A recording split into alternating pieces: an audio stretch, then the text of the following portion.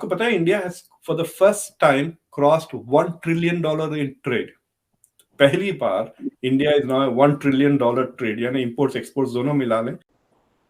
China अगर does not claim that it is going to speak for the global south, then China may become the banker of the global south, but India will be the ambassador of the global south. समझ रहे ना आप? दुख की बात यह है, IMF के इंचार्ज भी जो है यहाँ पे भारतीय निजाद है, मिस्टर कुमार उनका नाम है। और दुख की बात, दुख तो नहीं मैं, बल्कि मैं तो इस चीज पे खुश होता हूं कि साउथ एशियन है एटलीस्ट। हमारा नहीं चले, भारत का तो नाम बन रहा है, इसमें कोई शक नहीं है। अब उसमें दूसरा देखिए, जो मास्टर कार्ड के सीईओ जो अजय बंगा साहब हैं, वो वर्ल्ड बैंक में आ रहे हैं। और मैं इनको बताना चाहता हूं, खासकर आगे चल के, कि फैटफ और आईएमएफ, ये सारी चीजें जो देख रहे हैं यहाँ पे लोग, फैटफ को कौन कंट्रोल करता है? उसको यूनाइटेड नेशंस, आईएमएफ और उसके बाद वर्ल्ड बैंक कंट्रोल करता है।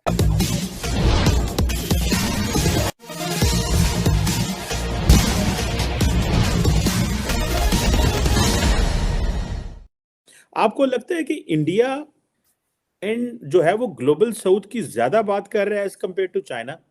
एक तो आइडेंटिटी का मसला हो गया चाइना के लिए। Is China a developed country or is it a developing country?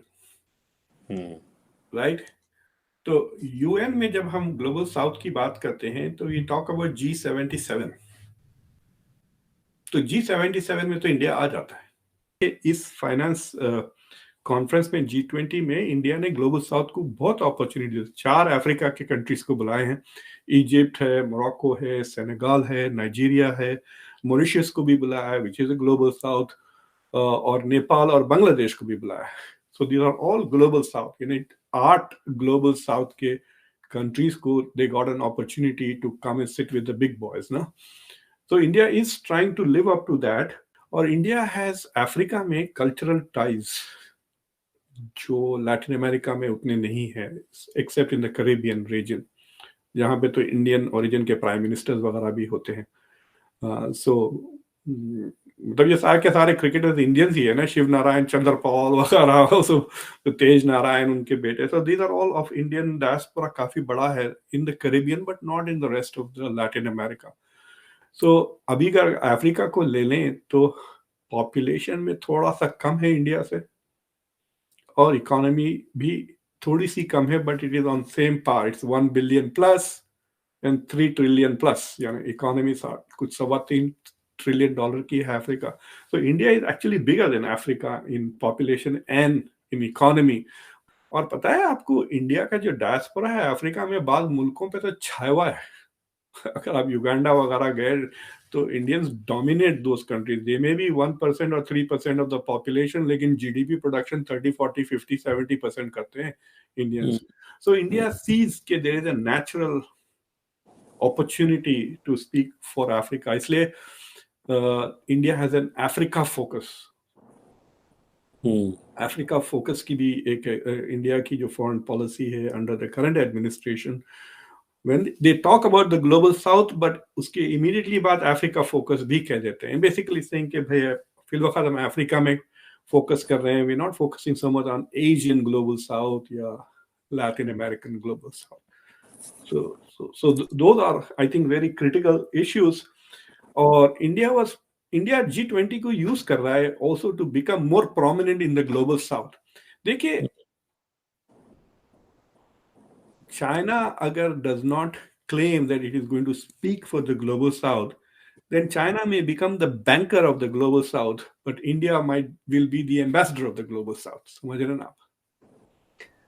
और एम्बेसडर बनने के लिए आपको पैसे थोड़ी देने पड़ते, बैंकर बनने के लिए पैसे देने पड़ते। ये बड़ी आपने जबरदस्त बात की है कि इंडिया जो है वो that can be N ambassador of the global south and China can be the banker of the global south. और जारी बात है, इसमें ज्यादा गुडविल जो है वो एम्बेसडर की होती है, not of the banker. Banker बेशक पैसे दे के भी गंदा होता रहता है। हाँ, एग्जैक्टली। आपको पता है India has for the first time crossed $1 trillion in trade. पहली बार India is now $1 trillion trade, यानी इंपोर्ट्स एक्सपोर्ट्स दोनों मिला लें। दुख की बात यह है, आईएमएफ के इंचार्ज भी जो है यहाँ पे भारतीय निजाद है, मिस्टर कुमार उनका नाम है। और दुख की बात, दुख तो नहीं मैं, बल्कि मैं तो इस चीज पे खुश होता हूं कि साउथ एशियन है एटलीस्ट। हमारा नहीं चले, भारत का तो नाम बन रहा है, इसमें कोई शक नहीं है। अब उसमें दूसरा देखिए, जो मास्टर कार्ड के सीईओ जो आप अजय बंगा साहब हैं, वो वर्ल्ड बैंक में आ रहे हैं।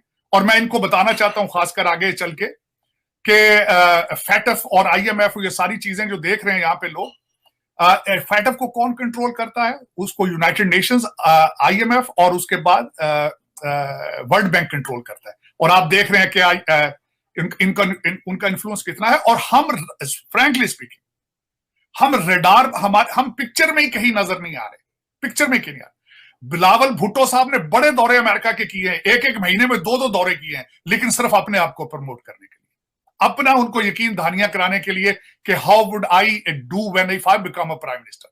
वो सुनना चाहते थे इनके कानों से कि either I will be acceptable और नॉट।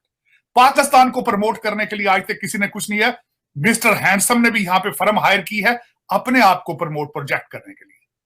पाकिस्तान को इस वक्त रिप्रेजेंट करने के लिए 0% zero representation in Washington DC. Jaishankar साहब वेरी इंटरेस्टिंग पॉइंट, उनका इंटरेस्टिंग पॉइंट ये था कि स्मिता प्रकाश was saying कि भाई why do we trust these agreements because China breaks it, but Jaishankar साहब was saying that no, it has held up कई सालों तक, decades तक that agreement has held up। Even जो झगड़े हुए उसमें भी वो अग्रीमेंट था कि हथियार ना ले जाए, राइट? इसलिए तो वो कराटे फाइटिंग हुई, वहां पे शूटिंग नहीं हुई। स्टिल अभी भी there has no bullet has been fired, right, across the border, इतने साल हो गए हैं। So he was making the point कि इंडिया चाइना की जो अग्रीमेंट थी वो अभी तक तो इट हेल्ड। अब उसके एक्सप्लेनेशंस ये है कि China is getting irritated with all this Indo Pacific talk, US quad वगैरह, and ultimately trying to signal to India saying देखो भाई, आप कितने भी चक्कर मारे, वॉशिंगटन के पड़ोसी मैं ही हूं आपका। और अगर आप देखें उसमें जयशंकर ने एक बहुत ही, that interview was very interesting. I don't know why she's interested in personal issues, but policy wise उन्होंने एक ही सेंटेंस में इंडिया की पूरी ग्रैंड स्ट्रेटेजी एक्सप्लेन कर दी जयशंकर ने। He said कि देखो, हम our first step is our neighborhood, फिर एक्सटेंडेड नेबरहुड जिसमें उन्होंने सेंट्रल एशिया का नाम लिया, उसके बाद उन्होंने कहा रिलेशंस विद ग्रेट पावर्स, फिर the fourth thing that he said was Africa focus, which is the global south, but उसमें अफ्रीका में फोकस है, not Latin America. So he said the first step, लेकिन फर्स्ट स्टेप में ही Pakistan China आ जाते। Neighborhood. So if neighborhood is a priority of Indian foreign policy, then they need to resolve at least LAC. I think LAC is much more easier than LOC, because Pakistan is incapable of even enforcing its agreements. अगर agreements वो भी जाते हैं, मुझे नहीं लगता कि ये government में वो काबिलियत है कि वो enforce कर सके। बनिस्बत से China, where China can, if China agrees, then China will be able to implement its agreements. Right. आप अगर हमसे जुड़ा रहना चाहते हैं तो कृपया मेरे चैनल को सब्सक्राइब करें तथा बेल आइकन भी दबा दें ताकि नई वीडियो की जानकारी तुरंत आप तक पहुंच जाए। धन्यवाद। जय हिंद।